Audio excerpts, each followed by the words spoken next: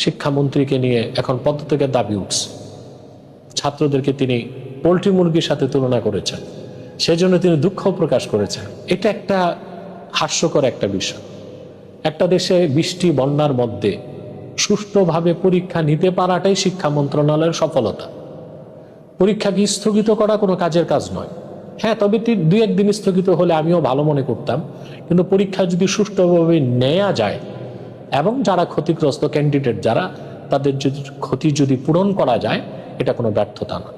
দ্বিতীয়, তার একটি মন্তব্য, ছাত্রদেরকে তিনি পোল্ট্রি মুরগির সাথে তুলনা করেছেন, সেজন্য তিনি দুঃখ প্রকাশ করেছেন। কিন্তু তার জন্য তো আন্দোলন হতে পারে না, বা তাকে মন্ত্রণালয় থেকে পদত্যাগ করতে হবে, এরকম হাস্যকর কাজ কেন হচ্ছে?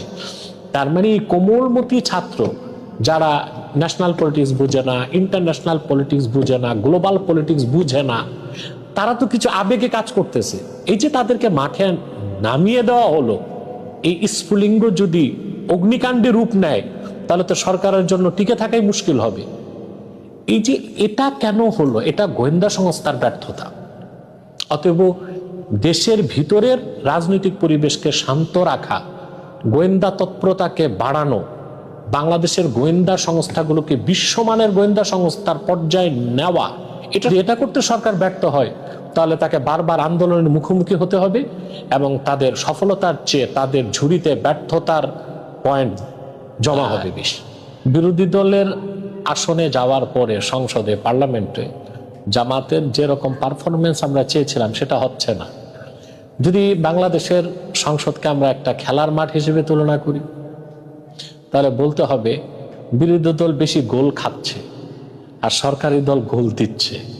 অতএব এই দিক থেকে যে স্মার্টনেস দরকার ছিল, তাদের রাজনৈতিক যে প্রজ্ঞার দরকার ছিল, সেটা খুব একটা তারা দেখাতে পারছে বলে আমার মনে হয় না। এই ক্ষেত্রে বিরোধী দল হিসেবে জামাতের কিছু দায়বদ্ধতাও চলে এসেছে। তার প্রথমটা হচ্ছে, আপনি জানেন যে ফেব্রুয়ারিতে যে নির্বাচনটা হয়েছে, 26 ফেব্রুয়ারিতে, 12 ফেব্রুয়ারি, এর ঠিক 3 দিন আগে ইন্টারিম গভর্নমেন্ট আমেরিকার সাথে কিছু চুক্তি করেছিল। এই চুক্তিগুলো আমি দেখেছি, যার প্রায় প্রত্যেকটাই দেশের স্বার্থকে ক্ষুণ্ণ করে এবং স্বাধীন সার্বভৌম রাষ্ট্রের মর্যাদা বাংলাদেশ পায় না এই চুক্তিগুলো যদি বাস্তবায়িত হয়। তারপর চুক্তিগুলো যে গভর্নমেন্ট এসেছে নির্বাচনের মাধ্যমে, নির্বাচিত সরকারের পক্ষে সম্ভব ছিল এই চুক্তিগুলোকে সংশোধন করা বা বাতিল করা। কিন্তু দুর্ভাগ্যজনক সত্য, আমরা দেখেছি সংসদ অধিবেশনগুলোতে আজকে 5 মাস প্রায় চলে গেছে সরকার এসেছে, সেখানে অনেক অপ্রয়োজনীয়, অহেতু